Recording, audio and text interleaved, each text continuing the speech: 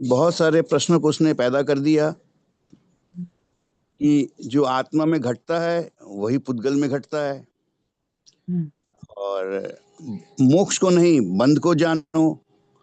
हम्म, और क्या स्निग्ध और रुक्ष में आपने स्त्री और पुरुष को रूप में नहीं कंपेयर करके बताया? तो बहुत सारे प्रश्न हैं, थोड़ा सा और प्रकाश डालिए। मेरे 3 प्रश्न तो क्लियर हैं कि आत्मा में जो घटता है वो ही पुद्गल में आपने घटाया, आपने मतलब तत्वार्थ दिगम सूत्र के रचयिता ने और महावीर ने। और बंध को जानो मोक्ष को नहीं। और तीसरा मेरा जो वो प्रश्न था कि रुक्ष और स्निग्ध जो आपस में मिलते हैं, अटैचमेंट जो होता है, तो उसको स्त्री और पुरुष में भी क्या आप घटा सकते हैं? ये प्रश्न था। जी जी, घटा सकते हैं, स्त्री और पुरुष के रूप में घटा सकते हैं। पर यहाँ हम स्त्री और पुरुष शब्द का अर्थ समझ ले, बड़ा मजा आएगा। जिसको हमने स्त्री कहा है, योगियों ने जिसको स्त्री शब्द दिया, उन्होंने स्त्री शब्द औरत को नहीं दिया, लेडी को नहीं दिया। और जिसको उन्होंने पुरुष शब्द दिया, उन्होंने पुरुष शब्द किसी जेंट्स को नहीं दिया, आदमी को नहीं दिया। पुरुष शब्द और स्त्री शब्द उन्होंने किसको दिया? पुरुष कहा जो इस शरीर में वास करता है उसको, जो इस शरीर में वास करता है। पूरी शयते इति पुरुषः, पुर में जिसका निवास है। पुर मतलब ये नगरी, ये शरीर एक नगर है। इस नगर में जिसका निवास है, जो इस शरीर का मालिक है भीतर में, उसको पुरुष बोला, है ना। जिसके होने से ये पूरी नगरी चल रही है, जिस राजा के होने से पूरी नगरी गतिमान हो रही है, उसको उन योगियों ने पुरुष बोला। स्त्री किसको बोला?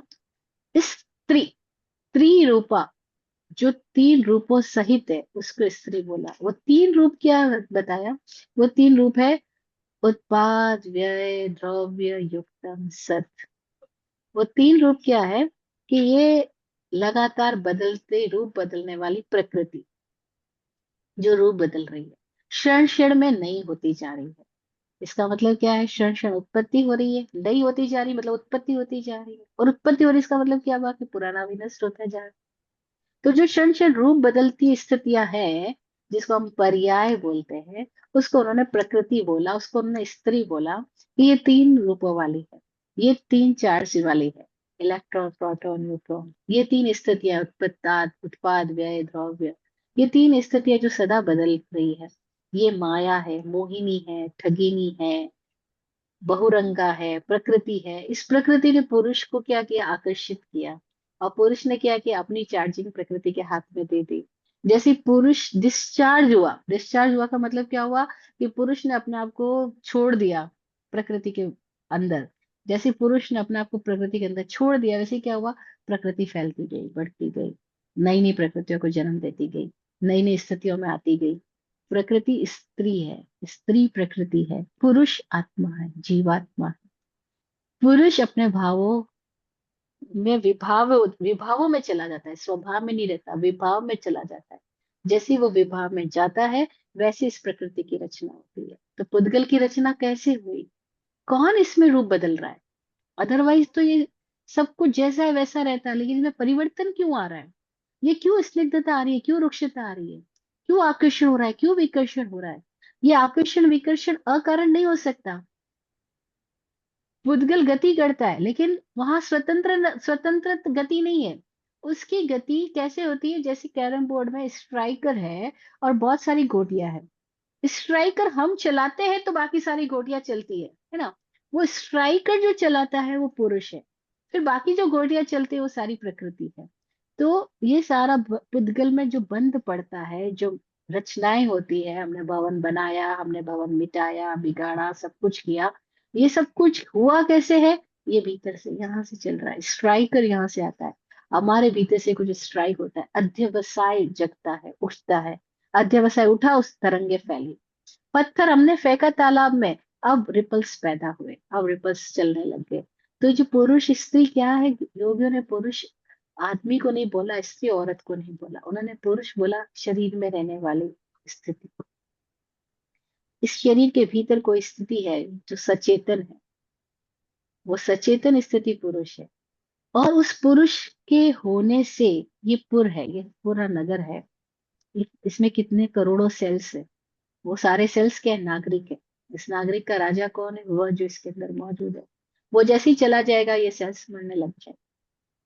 बस उसकी उपस्थिति है तब तक सब कुछ है। वो पुरुष है। और स्त्री मतलब क्या? उन्होंने औरत को स्त्री नहीं बोला, ये सब गड़बड़ बताया गया हमको। स्त्री नरक का द्वार है, ये सब जो सिखाया गया है ना, सब गड़बड़ सिखाया गया। स्त्री नरक का द्वार का मतलब कि हमारी जो विभाव स्थितियां हैं, हमारे भीतर जो विभाव चलता है, जो मूर्छा है, वह प्रकृति, वह हमारे भीतर ही जो मूर्छा है, वही इस सारी स्थिति को बल देती है। इसलिए पुरुष डिस्चार्ज होता है। क्यों? क्योंकि पुरुष पहले चार्ज होता है, प्रकृति को देख के आकर्षित होता है, आकर्षण में, सम्मोहन में वो चला जाता है, स्निग्ध रुक्षत्वता बंध पड़ता है। और स्निग्ध रुक्षत्वता का मतलब क्या हुआ? कि प्रिय स्निग्ध लगता है, अप्रिय रुक्ष लगता है। प्रिय से चिपकना चाहते हैं, अप्रिय से दूर जाना चाहते हैं। गर्लफ्रेंड तो चाहिए, वाइफ चली जाए तो अच्छा। एग्जाम्पल दे रही हूँ। तो आकर्षण विकर्षण, कोई चाहिए कोई नहीं चाहिए, ये साथ ही साथ जुड़ा हुआ है।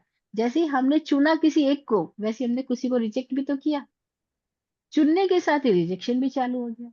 ये ऑटोमेटिक है। एक को पकड़ा, दूसरा से भागेंगे ही।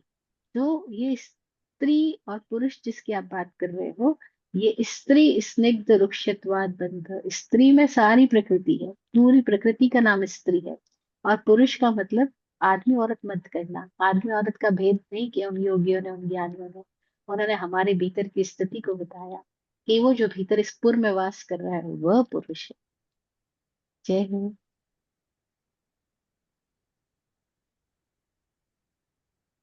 शायद इशारा मिल गया होगा। और इशारा समझदार के लिए धन्यवाद। काफी होता है।